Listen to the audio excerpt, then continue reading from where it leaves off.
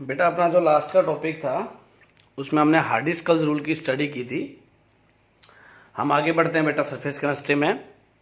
सबसे पहले समझते हैं अब आइसोइलेक्ट्रिक पॉइंट क्या होता है। ये जो वर्ड है आइसोइलेक्ट्रिक पॉइंट, ये केमिस्ट्री में आपको बायोमोलिक्यूल चैप्टर में भी दिखाई देगा बेटा 12th में ही। तो आप इसको यहाँ पे समझे आइसोइलेक्ट्रिक पॉइंट क्या होता है। नाम से बिल्कुल डिफरेंट है इसका डेफिनेशन। आइसो इलेक्ट्रिक पॉइंट लग रहा है कहीं ना कहीं इलेक्ट्रिसिटी वगैरह कोई लफड़ा होगा, लेकिन आइसो इलेक्ट्रिक पॉइंट एक्चुअल में बेटा पीएच होती है। क्या होती है? पीएच होती है। होता क्या है इसमें मैं पहले आपको जनरली समझा देता हूं। सपोज हम लोग कोई एक ऐसा एक्सपेरिमेंट कर रहे हैं लाइक इलेक्ट्रोफोरेसिस, जिसमें आपके जो आयंस हैं वो क्या कर रहे हैं, मूव कर रहे हैं अपोजिटली चार्ज इलेक्ट्रोड की साइड, है ना। अगर पॉजिटिव आयन है तो नेगेटिव इलेक्ट्रोड की साइड मूव कर रहा है, नेगेटिव आयन है तो पॉजिटिव इलेक्ट्रोड की साइड मूव कर रहा है। लेकिन एक पर्टिकुलर पीएच पे जाके वो अपने अपोजिट इलेक्ट्रोड्स की साइड मूव करना बंद कर देते हैं, क्योंकि वो क्या हो जाते हैं बेटा, न्यूट्रल हो जाते हैं, है ना। वो आयन सी क्या हो जाते हैं बेटा, न्यूट्रल हो जाते हैं, जिसकी वजह से वो मूव करना बंद कर देते हैं। और ये सब जिस पीएच के ऊपर होता है उसी को हम बोलते हैं आइसोइलेक्ट्रिक पॉइंट। अब देखते हैं बेटा बुक की लैंग्वेज क्या है। Lyophobic sols have a specific charge due to the adsorption of either positive और नेगेटिव आयंस। अब ये कह रहा है कि जो लायोफोबिक सोल्स होते हैं उनके ऊपर कुछ ना कुछ चार्ज होता है। किस वजह से आता है वो चार्ज बेटा? अगर वो पॉजिटिव लायोफोबिक सोल है तो नेगेटिव आयंस को एडजॉर्ब करेगा, नेगेटिव है तो पॉजिटिव आयंस को एडजॉर्ब करेगा। मतलब फिनोमिना कौन सा है बेटा? एडजॉर्प्शन। वो एक पर्टिकुलर चार्ज के जो आयंस हैं उनको अपने ऊपर क्या कर लेते हैं बेटा, एडजॉर्ब कर लेते हैं, जिसकी वजह से उन पे चार्ज आता है। Some lyophilic sols also have a specific charge. ये कह रहा है कुछ लायोफिलिक सोल्स के ऊपर भी चार्ज होता है। However in case of certain lyophilic sols particularly proteins, ये कह रहा है कुछ लायोफिलिक सोल्स में like particularly proteins, the sign of the charge depends upon the pH of the solution. ये कह रहा है कुछ आपके ऐसे लायोफिलिक सोल्स होते हैं, जैसे कि प्रोटीन, यहाँ पे इसने एग्जांपल लिया है। और बायोमोलिक्यूल में जब आप आइसोइलेक्ट्रिक पॉइंट की स्टडी करोगे तो प्रोटीन टॉपिक में ही आएगा वो, है ना। प्रोटीन में ही इसको एक्सप्लेन किया जाता है आइसोइलेक्ट्रिक पॉइंट को। अब प्रोटीन क्या है बेटा? लायोफिलिक सोल है हमारा। तो लायोफिलिक सोल जैसे कि प्रोटीन्स में जो साइन होता है चार्ज का कि उसके ऊपर पॉजिटिव आएगा कि नेगेटिव आएगा, वो डिपेंड करता है पीएच ऑफ द सॉल्यूशन के ऊपर। किसके ऊपर डिपेंड करता है बच्चे? पीएच ऑफ द सॉल्यूशन के ऊपर। कैसे? Above a certain pH the particles are negatively charge. एक पर्टिकुलर पीएच के ऊपर तो क्या होते हैं, वो नेगेटिवली चार्ज होते हैं, और उसी पीएच के नीचे वो क्या होते हैं बेटा, पॉजिटिवली चार्ज होते हैं। ध्यान देने की बात है। एक पर्टिकुलर पीएच के ऊपर क्या होते हैं, वो नेगेटिवली चार्ज, और नीचे होते हैं वो पॉजिटिवली चार्ज। लेकिन एट दैट पर्टिकुलर पीएच वो क्या होंगे बेटा, uncharged. At this particular pH the particles are uncharged. अब उस पर्टिकुलर पीएच पे पार्टिकल क्या हो गए बेटा, अनचार्ज्ड हो गए। And therefore do not migrate under the influence of electric field. अब इसका मतलब वो अनचार्ज हो गए हैं तो वो अपने किसी भी इलेक्ट्रोड की साइड, ना पॉजिटिव की साइड और ना नेगेटिव की साइड, क्या नहीं करेंगे बेटा, मूव नहीं करेंगे। और जब वो मूव करना बंद कर दे, उन आयंस की मूवमेंट बंद हो जाए जिस पीएच के ऊपर, उसी को हम लोग बोलते हैं iso electric point. I hope आपको क्लियर हुआ होगा। अब थोड़ा बहुत कंफ्यूजन है तो ये रहा होगा सर ये पीएच कितनी होगी, है ना। ये बेटा हर एक आपके सोल के लिए डिफरेंट पीएच होती है। फॉर एग्जांपल जो जिलेटिन होता है उसके लिए पीएच होती है 4.7, मतलब 4.7 पीएच जो है वो जिलेटिन का क्या है, आइसो इलेक्ट्रिक पॉइंट है ना बेटा। 4.7 पीएच जो है वो जिलेटिन का क्या है बेटा, आइसो इलेक्ट्रिक पॉइंट है। और अब जैसे हम हीमोग्लोबिन की अगर बात करते हैं जो हमारे ब्लड में होता है उसके लिए, और एक्चुअल में जो मैं आपको एक बात बता दूं, आइसोइलेक्ट्रिक पॉइंट जो होता है वो पर्टिकुलर पीएच नहीं होता है। अगर देखा जाए तो एक्सपेरिमेंटली जब इसकी स्टडी की गई तो बेटे पर्टिकुलर पीएच नहीं थी, एक्चुअल में रेंज थी, है ना। तो जैसे हमने यहाँ पे इसको जिलेटिन को 4.7 बोल दिया। अब एक्चुअल में जैसे मैं हीमोग्लोबिन की बात कर रहा था तो हीमोग्लोबिन के लिए जो आपका आइसोइलेक्ट्रिक पॉइंट होता है दैट इज 4.3 to 5.3, 4.3 to 5.3। इस टाइप से आपको एक रेंज मिलेगी, शार्प पॉइंट नहीं मिलेगा, रेंज मिलती है बेटा हर एक सोल के लिए। तो मैंने यहाँ पे वैसे जिलेटिन को आपको शार्प बता दिया 4.7, एक्चुअल में ये 4.5 to 4.9 के समथिंग होता है। तो यहाँ पे मैंने जो आपको हीमोग्लोबिन का बताया दैट इज 4.3 to 5.3। ये क्या है, इसका आइसोइलेक्ट्रिक पॉइंट है। इस पीएच की रेंज में इसके पार्टिकल्स न्यूट्रल रहेंगे और किसी भी अपोजिट इलेक्ट्रोड की साइड मूवमेंट नहीं करेंगे। तो ये था बेटा आइसोइलेक्ट्रिक पॉइंट। उसके बाद हम पढ़ते हैं protective action of lyophilic colloids and gold number. ये कह रहा है लायोफिलिक कोलॉइड्स का जो प्रोटेक्टिव एक्शन है उसको कैसे एक्सप्लेन किया जाए। एक्चुअल में बेटा आज तक ये जो कॉन्सेप्ट है protective action of lyophilic colloids का, इसको अच्छे से एक्सप्लेन किया ही नहीं गया है ना। मगर आपको बता दूं तो ये कॉन्सेप्ट कुछ इस तरह से है, अभी भी अनडिफाइंड कॉन्सेप्ट है, लेकिन ये कहना क्या चाहता है इसमें, इनका जो हाइपोथेसिस थी वो क्या थी, जो ऑब्जर्वेशंस थी वो क्या थी। It has already been explain that lyophobic salts like those of metals are unstable and are easily precipitated by addition of electrolyte। ये तो आपको पता है कि जो लायोफोबिक सॉल्ट्स जो होते हैं वो क्या होते हैं, कम स्टेबल होते हैं। अब कम स्टेबल है तो इसका मतलब उनका इजीली क्या किया जा सकता है बेटा, कोएगुलेट किया जा सकता है, और वीकेंड से उनके इजीली क्या बनाए जा सकते हैं, प्रेसिपिटेट बनाए जा सकते हैं। फॉर एग्जाम्पल इसने लायोफोबिक सॉल्ट्स लिए हैं लाइक सिल्वर और गोल्ड, है ना। सिल्वर और गोल्ड क्या आपके लायोफोबिक सॉल्ट्स हैं। अब ये कह रहा है however it is observed that the addition of certain lyophilic colloids, ये कह रहा है कि आप उस लायोफोबिक कोलॉइड में हल्का सा क्या डाल दें, लायोफिलिक कोलॉइड डाल दें, लाइक गम, सोप, जिलेटिन एटसेट्रा। यहाँ पे 3 इसने एग्जांपल लिए हैं, गम डाल सकते हैं, जिलेटिन डाल सकते हैं, सोप डाल सकते हैं। To lyophobic colloid render lyophobic colloids difficult to coagulate by the addition of electrolyte, है ना। तो ये कह रहा है कि आपके जो लायोफोबिक कोलॉइड्स होते हैं अगर उसमें हल्का सा हम इलेक्ट्रोलाइट भी डाल दें तो भी वो क्या होते हैं, उनका कोएगुलेट होना मुश्किल हो जाता है। लेकिन यहाँ पे ये इलेक्ट्रोलाइट डालने की बजाय लायोफोबिक कोलॉइड में क्या ऐड करा रहा है बेटा, लायोफिलिक कोलॉइड ऐड करा रहा है। इलेक्ट्रोलाइट को यहाँ पे भूल जाओ थोड़ी देर के लिए। बाकी ये कह रहा है कि अगर हमें किसी की भी कोएगुलेशन रोकनी है, लाइक लायोफिलिक की रोकनी है या लायोफोबिक की रोकनी है, तो कल हमने पढ़ा था तरीका क्या है हमारे पास, उनके चार्ज को खत्म करो, है ना। तो वहां पे क्या करें हम लोग बेटा, वहां पे हमने क्या किया था, इलेक्ट्रोलाइट का एडिशन किया था, आपको ध्यान हो तो ये कह रहा है कि इलेक्ट्रोलाइट भी ऐड करके कर सकते हैं, बट हम यहाँ पे इलेक्ट्रोलाइट ऐड नहीं करेंगे क्योंकि we are studying the protective action of lyophilic colloids.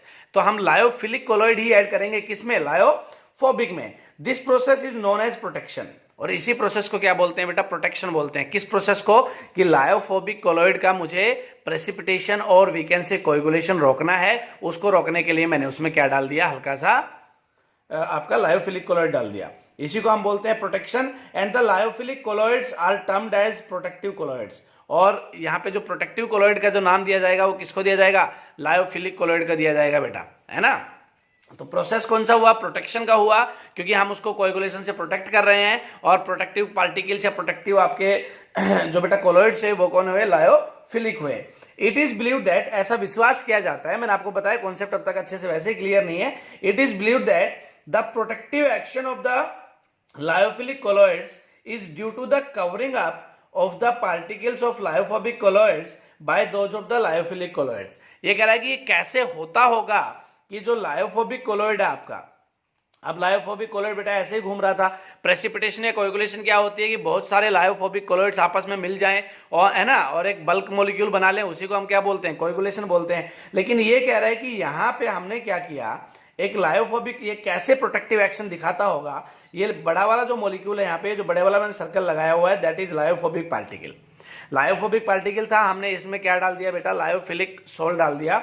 अब लायोफिलिक पार्टिकल्स जो होंगे वो इसके सराउंडिंग में इसको ऐसे कवर कर लेंगे, है ना, एक प्रोटेक्टिव लेयर बना लेंगे, जिसकी वजह से लायोफोबिक कोलॉइड सारे के सारे आपस में एक दूसरे के पास नहीं आएंगे बेटा, और इसी को हम बोलते हैं protective action of lyophilic colloid.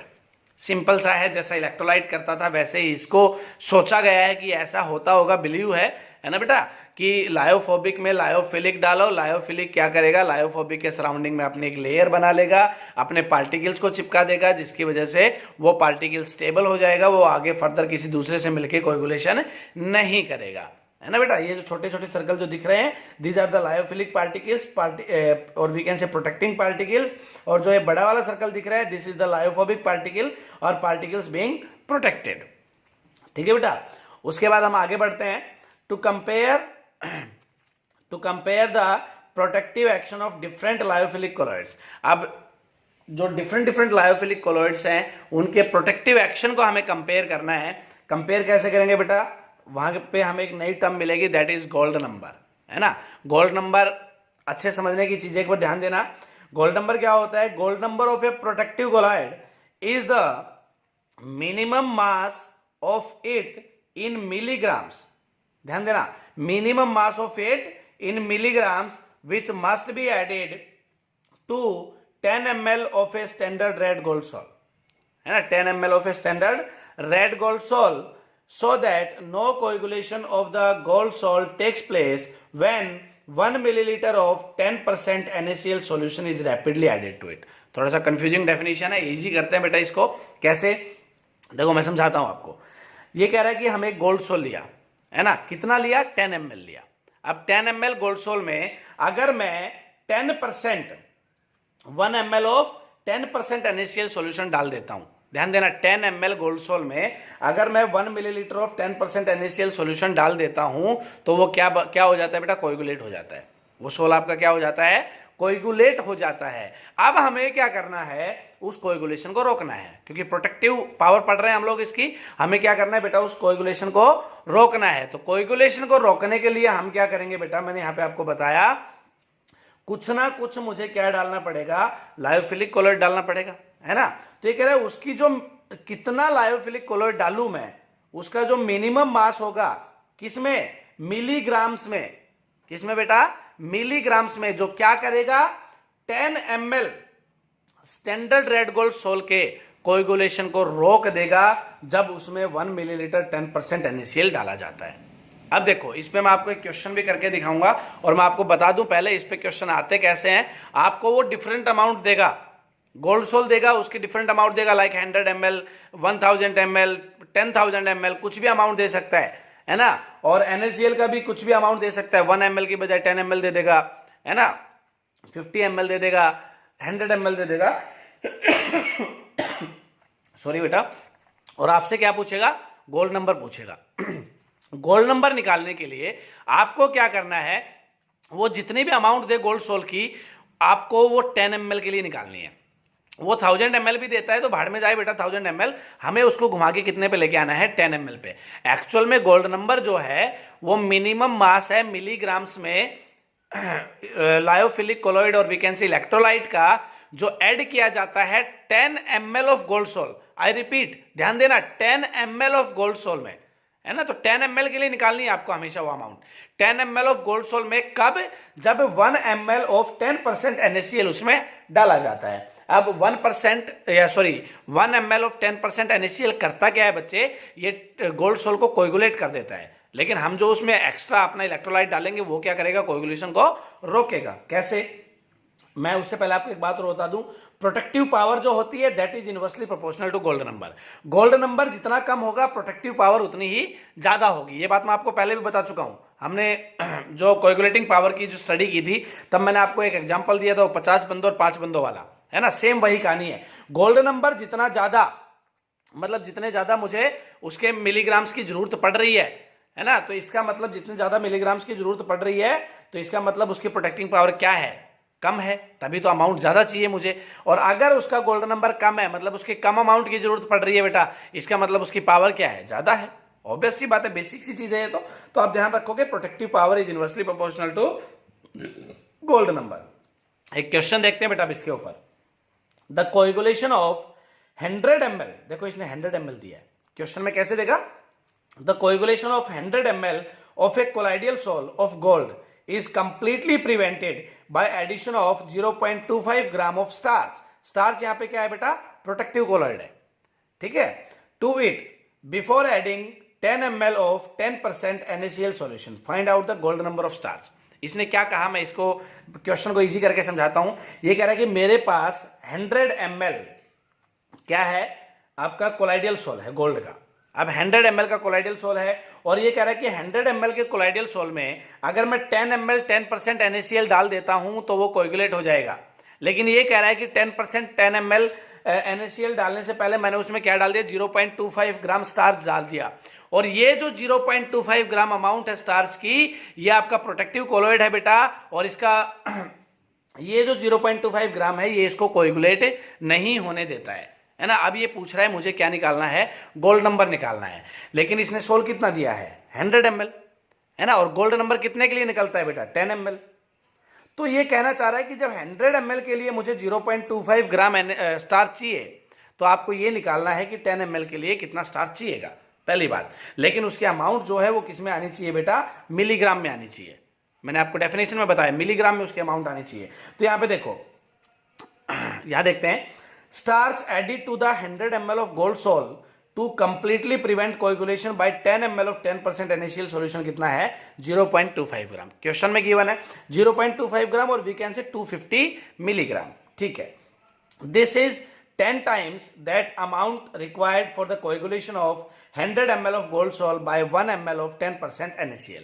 ये कह रहा है कि अगर ये हम निकालना होता है हमें 10 मिलीलीटर गोल्ड सोल के लिए, लेकिन दे कितना रखा है 10 मिलीलीटर। 10 मिलीलीटर में बेटा कितना डालते हैं हम लोग, 1 मिलीलीटर NaCl डालते हैं, दे कितना रखा है 10 मिलीलीटर, मतलब हर चीज इसने 10 गुना कर रखी है। अब जब 100 के लिए मुझे 250 मिलीग्राम चाहिए, तो अब इसका बाई 10 करना बेटा, जब 100 का बाई 10 करूंगा तभी तो 10 ml आएगा ना। तो 250 का अगर मैं बाई 10 करूंगा तो कितना आ जाएगा 25 मिलीग्राम चाहिएगा मुझे। तो इसका मतलब क्या हुआ, 100 ml गोल्ड सोल को कोएगुलेशन से प्रिवेंट करने के लिए मुझे 250 मिलीग्राम क्या चाहिए, स्टार्च चाहिए। तो 10 ml के लिए कितना चाहिएगा बेटा 25 मिलीग्राम। कितना चाहिएगा 25 मिलीग्राम। और 10 ml के लिए जितना चाहिएगा वही क्या होता है आपका गोल्ड नंबर। तो इसका मतलब यहां पे जो स्टार्च का गोल्ड नंबर निकल के आया दैट इज 25। ठीक है बेटा, कितना आ गया वो 25। कितना मिलीग्राम, 25 मिलीग्राम था, तो कितना आ गया बेटा 25। यहां पे क्या आ गया हमारे पास गोल्ड नंबर आ गया। क्लियर है? ओके, आगे बढ़ते हैं बेटा। जैसे आपका गोल्ड नंबर होता है वैसे ही आपका एक और नंबर है यहां पे, that is Congo rubin number. Congo rubin number, actual में जो कॉन्गो रूबिन नंबर है ये अपना सिलेबस में है नहीं, बट मैं आपको बेसिक से थोड़ा सा इसका इंट्रोडक्शन दे देता हूं। वैसे ही है जैसे आपका गोल्ड नंबर था, गोल्ड नंबर में आपने एक चीज देखी होगी, स्पेशली गोल्ड सोल के लिए था वो, है ना। गोल्ड सोल को जब हमें कोएगुलेशन से प्रिवेंट करना था, तो कॉन्गो रूबिन नंबर जो है बेटा ये स्पेशली आपका कॉन्गो रूबिन डाई के लिए होता है। कॉन्गो रूबिन डाई या कॉन्गो रेड। ये कॉन्गो रेड क्या होता है बेटा, दैट इज एक आपका ऑर्गेनिक कंपाउंड होता है, मैक्रोमोलिक्यूल है, जिसमें carbon 32, hydrogen 22, nitrogen 6, sodium 2, oxygen 6 और सल्फर 2 होते हैं। This is the molecular formula of Congo red. ये कॉन्गो रेड का मॉलिक्यूलर फॉर्मूला है। और जो कॉन्गो रूबिन डाई होती है इसका हमें क्या करना है, कोएगुलेशन रोकना है। तो मैं आपको वैसे बता दूं इस पे क्वेश्चन कभी आते नहीं है। हाँ, इसका नाम जरूर आप याद रखें, इसका डेफिनेशन याद रखें, इतना सफिशियंट है। तो ये क्या है, it is defined as the minimum amount of the protective colloid in milligram. Same बात कि प्रोटेक्टिव कोलॉइड की कितनी मुझे क्या चाहिए, अमाउंट चाहिए, मिनिमम अमाउंट चाहिए मिलीग्राम्स में, किसके लिए, that will prevent the colour change of 100 ml of 0.01% of congo rubin dye to which 0.16 gram equivalent of KCl is added. ठीक है, इसमें क्या हुआ, कॉन्गो रूबिन डाई जो है उसका कोएगुलेशन कौन कराता है बेटा, KCl कराता है ना। प्रिवेंट करने के लिए मुझे क्या चाहिए, प्रोटेक्टिव कोलाइड चाहिए। तो कितना प्रोटेक्टिव कोलाइड चाहिए मिलीग्राम्स में, 100 ml कॉन्गो रूबिन डाई को क्या करने के लिए, प्रिवेंट करने के लिए कोएगुलेशन से कितना प्रोटेक्टिव कोलाइड चाहिए मिलीग्राम्स में, वही क्या है आपका कॉन्गो रूबिन नंबर है।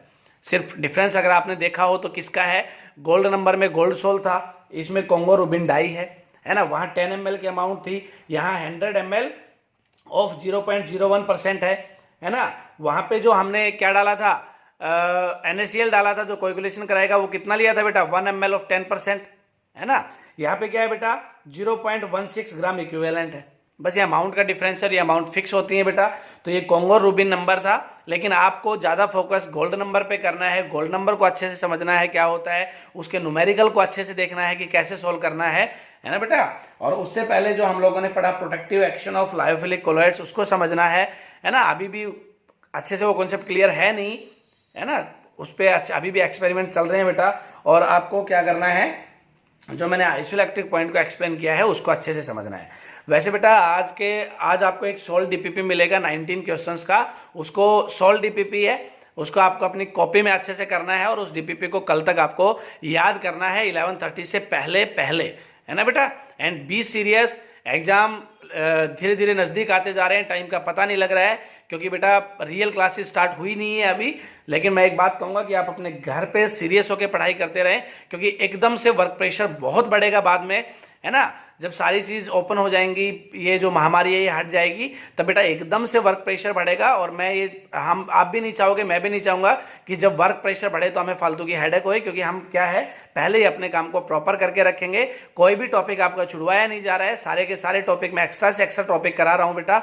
इनको आप अच्छे से पढ़ते रहें और जो डीपीपी आपको मिल रहे हैं वो सारे के सारे अच्छे से सॉल्व करते रहें। वैसे आपका जो पेपर हुआ था उसमें मैंने एक चीज देखी, आपके पेपर में 30 क्वेश्चन, 30 के 30 क्वेश्चंस बेटा किस में से थे, प्रीवियस जो मैंने आपको डीपीपी दिए थे उनमें से थे, और फिर भी आपने गलतियां की हैं। तो इस चीज को ध्यान में रखें और आगे से बेटा सीरियस होकर पढ़ाई करें। Thank you.